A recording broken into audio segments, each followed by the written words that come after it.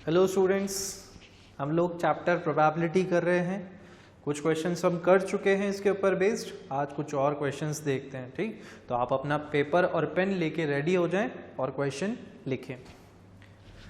The question is a bag contains 3 red and 2 blue marbles. Full stop. A marble is drawn at random. Full stop. What is the probability of drawing a blue marble? ठीक है, question में आपको क्या दे रखा है कि एक bag है।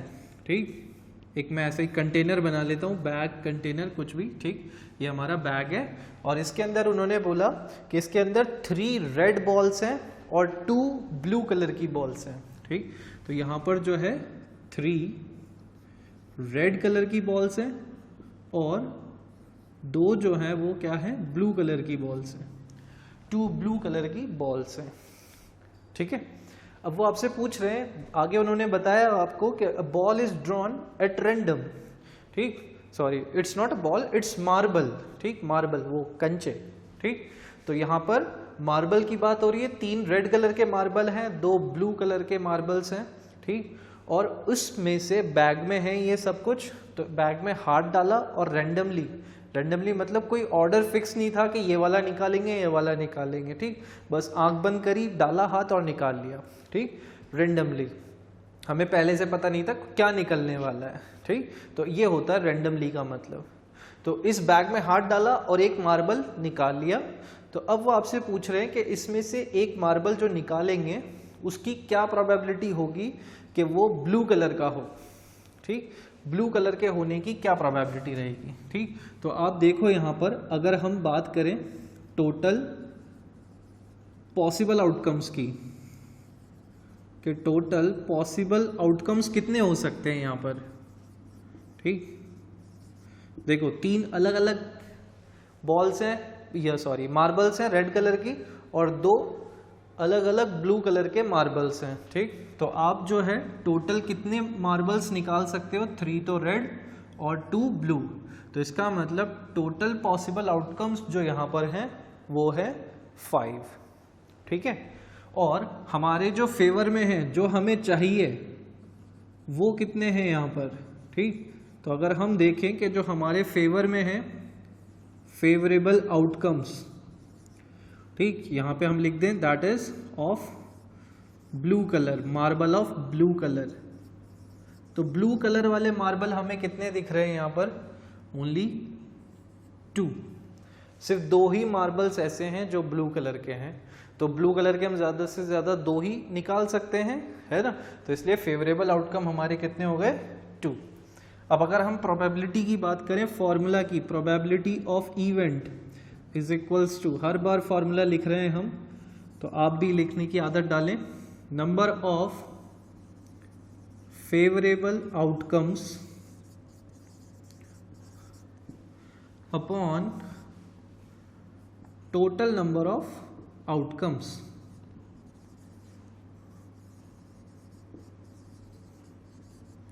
ठीक, ये हमारी प्रोबेबिलिटी का फॉर्मूला है। ठीक, तो प्रोबेबिलिटी ऑफ ब्लू मार्बल अगर हम देखें तो मैं चाहूँ तो यहाँ ब्रैकेट में P ऑफ E लिख लूँ या P ऑफ ब्लू लिख लूँ। ठीक है, कैसे भी लिख सकते हैं, आप चाहो तो पूरा लिख लो, प्रोबेबिलिटी ऑफ ब्लू मार्बल। ठीक, तो ब्लू मार्बल कितने हैं हमारे पास, ओनली 2। तो फेवरेबल आउटकम्स हमारे 2 हैं और टोटल पॉसिबल आउटकम्स है 5। तो हमारी प्रोबेबिलिटी क्या हो गई, 2/5। ठीक है, तो यहाँ पर इस तरह से आप प्रोबेबिलिटी कैलकुलेट करते हैं। ठीक है, चलिए नोट कर लें इसको।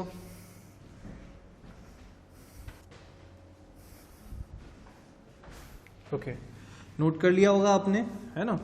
चलिए नेक्स्ट क्वेश्चन आप लिखें, है ना। नेक्स्ट क्वेश्चन जो है वो भी कुछ ऐसा ही है। चलिए देखते हैं कि क्या है उसके अंदर।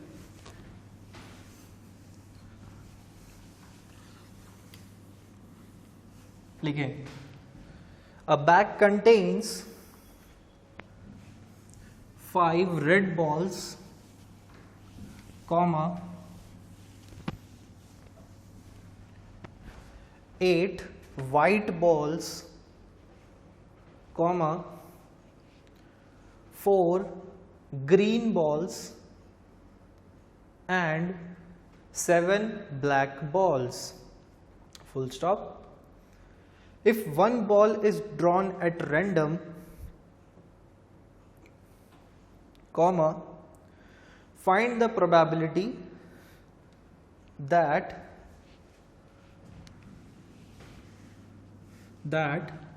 it is, और फर्स्ट पार्ट लिख लें, फर्स्ट पार्ट है that it is, फिर first part black, second part है रेड और थर्ड पार्ट है नॉट ग्रीन,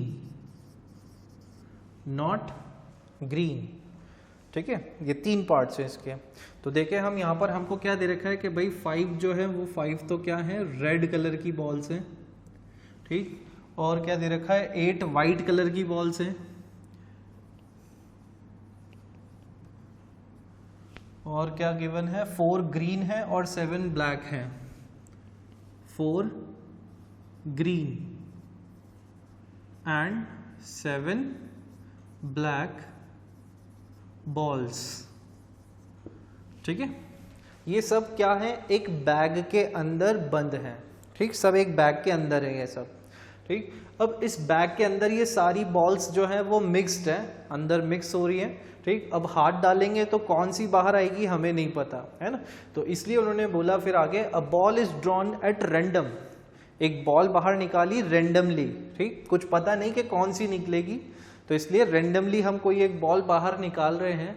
तो अब वो जो बॉल निकली जो हमने ड्रॉ करी बाहर, उसके ब्लैक होने की प्रोबेबिलिटी क्या है ये आपसे वो जानना चाह रहे हैं, है ना। तो कैसे इसको हम फाइंड करेंगे, तो सबसे पहले हम फॉर्मूला लिख लेते हैं एक बार, ठीक, कि फॉर्मूला क्या है हमारा, probability of event is equals to number of favourable outcomes upon total number of outcomes. ठीक, ये फॉर्मूला है, तो हमें 2 चीज़ें चाहिए, number of total number of outcomes और नंबर ऑफ फेवरेबल आउटकम्स। ठीक, तो सबसे पहले हम टोटल आउटकम्स की बात करें तो टोटल नंबर ऑफ आउटकम्स, ठीक, जो टोटल पॉसिबल आउटकम्स है। तो भाई आपके बैग के अंदर देखो 5 red, 8 white, 4 green and 7 black balls हैं, तो यानी कि ये सारी बाहर आ सकती हैं, सबकी पॉसिबिलिटी है।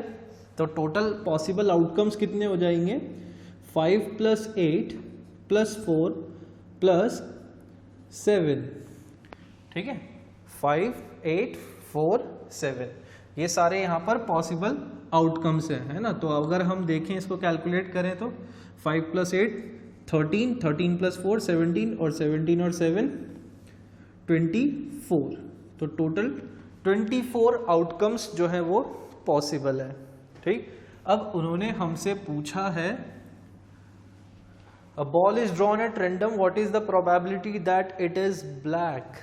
ठीक, उसके ब्लैक होने की क्या प्रोबेबिलिटी होगी। ठीक, तो यहां पर अगर हम देखें तो नंबर ऑफ फेवरेबल आउटकम्स हमारे फेवर में कितने हैं यहां पर, भाई आउटकम्स तो ये सारे पॉसिबल हैं, 5 रेड भी हो सकती हैं, 8 वाइट हो सकती हैं, 4 ग्रीन, ये सब आउटकम्स हो सकते हैं क्योंकि कोई सी भी बॉल बाहर आ सकती है। लेकिन हमारे फेवर में कितनी है, हमें ब्लैक कलर का देखना है कि ब्लैक कलर की कितने बॉल्स हैं उसके अंदर। तो हमारे फेवर में कितनी बॉल्स हैं, कितने आउटकम्स हैं 7। ठीक, क्योंकि 7 ही ब्लैक बॉल्स हैं, उससे ज़्यादा ब्लैक कलर की बॉल नहीं निकल सकती है। ठीक, तो 7 बॉल्स के चांसेस हैं कि वो ब्लैक कलर की होंगी। ठीक, तो प्रोबेबिलिटी ऑफ ब्लैक कितनी हो जाएगी हमारे पास, favourable outcome upon total outcomes. ठीक, तो 7/24, बस इसको हम सिंप्लीफाई नहीं कर पाएंगे इससे ज़्यादा, तो ये हो गई हमारी प्रोबेबिलिटी। नेक्स्ट पार्ट की बात करें प्रोबेबिलिटी ऑफ रेड होने की प्रोबेबिलिटी पता लगानी है, तो नंबर ऑफ फेवरेबल आउटकम्स, यहां पर फेवरेबल आउटकम्स हमारे कितने हो जाएंगे, ठीक। तो भाई आप देखो कि रेड कलर वाली कितनी बॉल्स है हमारे पास, 5, ठीक। तो नंबर ऑफ फेवरेबल आउटकम्स हमारे हो जाएंगे 5, ठीक। तो प्रोबेबिलिटी ऑफ रेड हो गया हमारा 5/24, ठीक। सिंपलेस्ट फॉर्म है ऑलरेडी। नेक्स्ट थर्ड पार्ट में उन्होंने बोला नॉट ग्रीन। देखो अब यहां पर कुछ अलग है, उन्होंने बोला नॉट ग्रीन होने की प्रोबेबिलिटी तो हम पता लगा सकते हैं, उन्होंने पूछा नॉट ग्रीन, ठीक। तो देखो कैसे पता लगाएंगे यहां पर। तो सबसे पहले तो हम यहां देखें कि नंबर ऑफ ग्रीन बॉल्स कितनी है। नंबर ऑफ ग्रीन बॉल्स की अगर हम बात करें तो वो कितनी है हमारे पास यहां पर 4, ठीक है। और हम देखें number of balls which are not green. अब हमें ये पता लगाना है कि कितनी बॉल्स जो है वो ग्रीन नहीं है, ठीक। तो आप देखो आपकी 4 बॉल्स ग्रीन है, बस 4 हैं ग्रीन, और बाकी सारी तो they are not green, they are of some other colour, some different colour, ठीक। तो number of balls which are not green, तो कैसे कैलकुलेट होगा भाई, टोटल बॉल्स 24 है, ठीक। टोटल बॉल्स हमारे पास 24 हैं और उसमें से 4 बॉल्स जो है वो ग्रीन है, 4 बॉल्स जो है वो ग्रीन है। तो नॉट ग्रीन वाली हमें पता लगानी है कि जो ग्रीन नहीं हो, तो 24 में से 4 माइनस कर देंगे, ग्रीन बॉल्स को हटा दे, तो जो बची होंगी दैट इज 20 बॉल्स, वो क्या होंगी, दे आर नॉट ग्रीन, वो ग्रीन नहीं होंगी जो 20 बॉल्स होंगी, ठीक। तो प्रोबेबिलिटी ऑफ नॉट ग्रीन क्या हो जाएगा, probability of not green is equals to हमारे पास हो जाएगा 20/24, ठीक। तो आप इसको चाहे तो और सिंप्लीफाई कर सकते हैं, दोनों जो है वो 2 से कैंसिल हो रहे हैं, तो यहाँ पर ये 2 से कैंसिल होगा तो 10 और ये 2 से कैंसिल होगा तो 12, ठीक। आपको अगर दिख रहा है तो आप डायरेक्टली इसको 4 से भी कैंसिल कर सकते हैं, ठीक। मैं स्टेप बाय स्टेप बता रहा हूँ। फिर और फर्दर 2 से कैंसिल हो सकता है, तो ये 2 से कैंसिल होगा 5 टाइम्स और ये कैंसिल होगा 6 टाइम्स, तो ये हो गया 5/6। इससे ज़्यादा आप इसको सिंप्लीफाई नहीं कर पाएंगे, ठीक है। इसको नोट डाउन करें फिर और देखते हैं।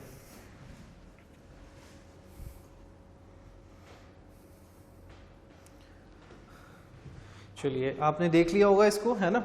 चलिए एक चीज़ और बता देता हूँ मैं आपको इसमें।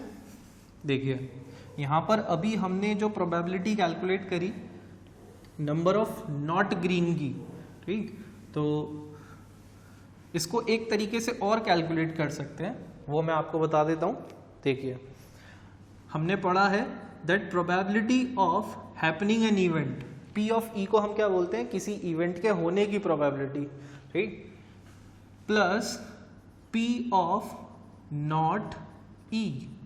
इसका मतलब है कि किसी चीज के नहीं होने की प्रोबेबिलिटी, ठीक।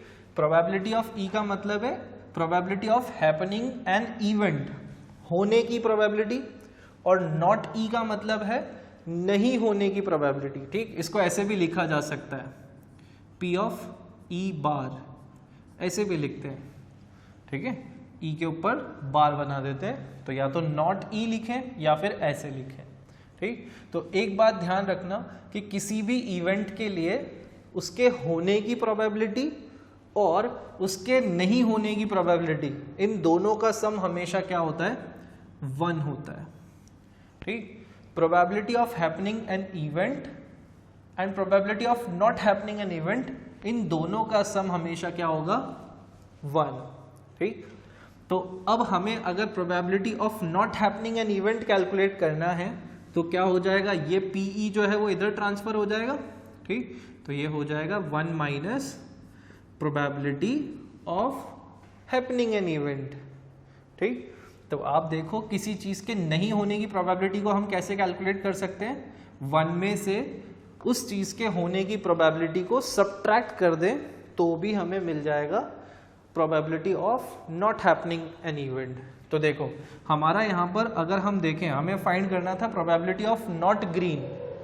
ठीक, तो प्रोबेबिलिटी ऑफ ग्रीन की हम बात करें, ठीक, P ऑफ G लिख रहा हूँ मैं यहाँ पर, तो प्रोबेबिलिटी ऑफ ग्रीन की बात करें तो ग्रीन हमारे पास 4 बॉल्स हैं और टोटल पॉसिबल आउटकम्स हमारे पास 24 है।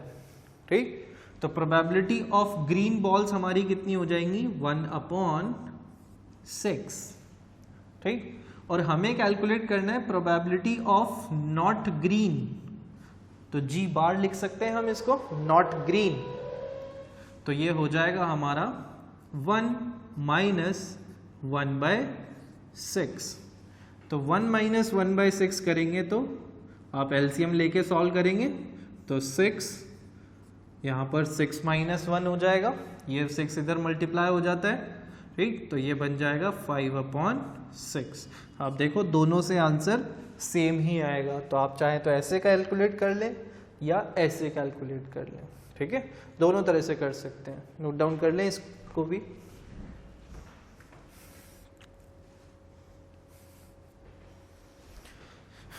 चलिए रेस कर देते हैं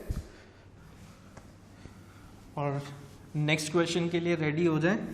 ठीक, इस बात को ज़रूर ध्यान रखिएगा, ये जो मैंने बताई है ये आपके कई क्वेश्चंस में यूज़ होगी। Probability of happening an event and probability of not happening an event, इन दोनों का सम हमेशा 1 होता है।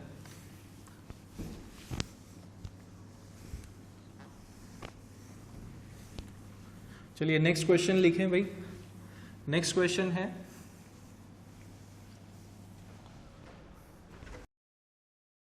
find the probability that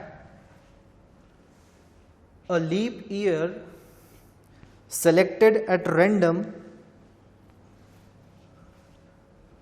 will contain 53 Sundays। ठीक, क्वेश्चन में उन्होंने क्या बोला, आपको प्रोबेबिलिटी पता लगानी है इस बात की कि लीप ईयर में क्या हो, 53 संडेज हों। ठीक, ये आपको पता लगाना है। ठीक, कि इस बात की क्या प्रोबेबिलिटी होगी कि लीप ईयर में क्या हो जाए, 53 संडेज हो जाए। ठीक है, लीप ईयर आपको पता होगा क्या होता है लीप ईयर। ठीक, जिसको आप समझते हो कि भाई जो लीप ईयर जो है उसमें आपके फेब्रुअरी में, आप पहचानते जनरली ऐसे ही हो कि फेब्रुअरी में आपके 29 डेज होते हैं उसमें लीप ईयर में। वैसे तो 28 डेज होते हैं, बट लीप ईयर वाले ईयर में फेब मंथ में क्या होता है, 29 डेज होते हैं। ठीक, तो हमारे जो नॉर्मल ईयर में डेज होते हैं वो होते हैं 365 डेज होते हैं नॉर्मल ईयर में, बट लीप ईयर में हम 1 डे एक्स्ट्रा कंसिडर करते हैं। ठीक, मैथ्स में हम 365 डेज ही कंसिडर करते हैं नॉन लीप ईयर के केस में। ठीक, और लीप ईयर के केस में 1 और ऐड कर देते हैं, तो टोटल नंबर ऑफ डेज कितने हो जाते हैं, 366 डेज। ठीक है, तो हमें पता है कि एक साल में लीप ईयर, जो लीप ईयर होगा उसमें 366 डेज होंगे। ठीक, तो यहाँ पे थोड़ी सी कैलकुलेशन करें हम नंबर ऑफ वीक्स की, कि एक साल के अंदर नंबर ऑफ वीक्स कितने होंगे, हफ्ते। ठीक, कि एक साल में कितने हफ्ते होंगे वो हम पता लगाने की कोशिश करें अगर, तो आप देखो हमें इसको 366 डेज को 7 से डिवाइड करना होगा। लीप ईयर के लिए बात कर रहे हैं हम, है ना, तो कि नंबर ऑफ वीक्स कितने हो जाएंगे अप्रॉक्सीमेटली वो हम पता लगाते हैं। तो देखो 366/7 हमको करना है, तो हम करें डिवाइड 366/7, तो ये कितना हो जाएगा, 7 5 35, 16 हो जाएगा यहाँ पर, और 7 2 14, रिमाइंडर आपके पास बचेगा 2। ठीक, तो इसका मतलब यहाँ पर ये 52 टाइम्स तो इसको एग्जैक्टली डिवाइड कर रहा है, लेकिन 2 रिमाइंडर बच रहा है। ठीक, तो यहाँ पर जो नंबर ऑफ वीक्स हो जाएंगे अगर हम देखें यहाँ पर, तो नंबर ऑफ वीक्स कितने हो जाएंगे, 52 वीक्स तो कंप्लीट होंगे। ठीक, 52 वीक्स तो कंप्लीट है और साथ में बस 2 डेज बच रहे हैं एक्स्ट्रा, है ना। तो यहाँ पर ये 2 डेज जो है वो एक्स्ट्रा बच रहे हैं, एक लीप ईयर की बात कर रहे हैं हम, है ना। नंबर ऑफ वीक्स 52 होंगे और 2 डेज एक्स्ट्रा बचेंगे। ठीक, तो अब ये जो 2 दिन एक्स्ट्रा बच रहे हैं ये तो कुछ भी हो सकते हैं, है ना। हो सकता है कि ये संडे हो सकता है ये मंडे हो, इन 2 दिन में कुछ भी हो सकता है ना। तो वो क्या क्या पॉसिबिलिटीज है वो हम देख लेते हैं एक बार कि क्या क्या पॉसिबिलिटीज हो सकती हैं इन 2 दिन की। तो चलिए बात करते हैं यहाँ पे, ये फर्स्ट डे और ये सेकंड डे, मैं पॉसिबिलिटीज लिख रहा हूँ यहाँ पर कि इन 2 दिन में क्या क्या पॉसिबल हो सकता है। ठीक, हो सकता है कि फर्स्ट डे जो हो वो मंडे हो और सेकंड डे जो हो वो ट्यूसडे हो, क्योंकि मंडे के बाद ट्यूसडे क्या आएगा, नेचुरल है ना। हो सकता है कि फर्स्ट डे ट्यूसडे हो तो फिर सेकंड डे वेडनेसडे होगा। हो सकता है कि फर्स्ट डे वेडनेसडे हो तो फिर सेकंड डे थर्सडे होगा। ठीक है, हो सकता है कि फर्स्ट डे जो हो थर्सडे हो, अगर ये थर्सडे होगा तो सेकंड डे क्या होगा, क्योंकि डे तो एक के बाद एक ही आते हैं ना, कॉन्जिक्यूटिव होते हैं डेज तो। ठीक, तो इसलिए सेकंड डे क्या होगा, फ्राइडे होगा। और अगर फर्स्ट डे फ्राइडे है तो आपका सेकंड डे सैटरडे होगा। ठीक, और अगर फर्स्ट डे सैटरडे है तो फिर ये संडे होगा, और अगर फर्स्ट डे संडे है तो फिर सेकंड डे क्या होगा, मंडे होगा।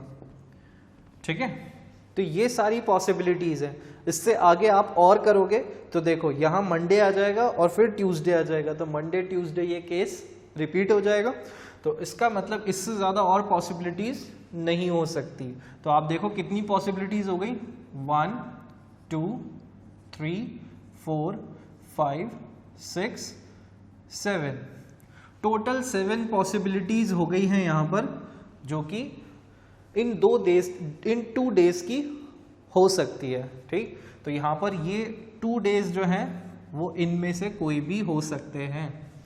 ठीक है, तो हमें तो क्या पता लगाना है कि 53 संडेज हो। देखो अब उन्होंने बोला 52 वीक्स है, तो 52 वीक्स हैं तो इसका मतलब है कि 52 संडेज तो हमारे फिक्स्ड है, बिल्कुल श्योर है, कंफर्म है कि 52 संडेज तो आएंगे ही आएंगे, है ना। 52 मंडेज आएंगे ही आएंगे, 52 ट्यूसडेज कंफर्म है आएंगे।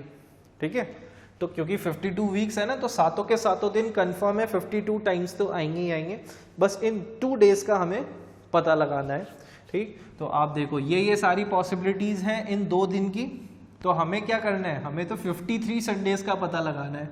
तो 53 कब होंगे, देखो 52 संडेज तो कंफर्म है। अब 52 कब हो सकते हैं, जब या तो फर्स्ट डे सैटरडे हो और सेकंड डे संडे हो, तो एक साल में कितने हो जाएंगे, 53 संडे हो जाएंगे।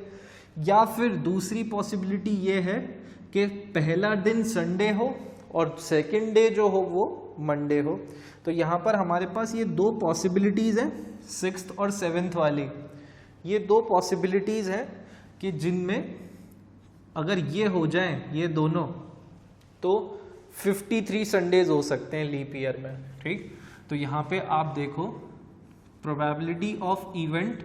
ठीक, यहाँ पे formula number of favourable outcomes, ठीक है, मैंने शॉर्ट में लिखा है, अपॉन टोटल आउटकम्स। ठीक है, तो यहाँ पर हमारे टोटल पॉसिबल आउटकम्स कितने हो रहे हैं इन 2 डेज के लिए। ठीक, 1 2 3 4 5 6 7, तो टोटल पॉसिबल आउटकम्स हमारे यहाँ पर हो रहे हैं 7, ठीक। और उसमें से हमारे फेवर में कौन से हैं, ये दोनों केस, 6th और 7th वाला, ठीक। सिर्फ ये 2 केस ही हमारे पॉसिबल हो सकते हैं, ठीक। अगर ये दोनों होंगे तो ही 53 होगा। इन दोनों में से अगर ये हो जाएगा तो भी 53 संडेज हो जाएंगे, ये हो जाएगा तो भी 53 संडेज हो जाएंगे, ठीक। तो हमारी फेवरेबल आउटकम्स कितने हो गए, 2।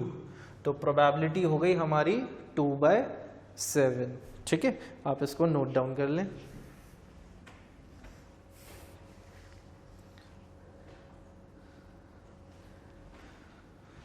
चलिए, तो आज के लिए हम बस इतना ही रखते हैं। We will meet in the next class. Bye bye.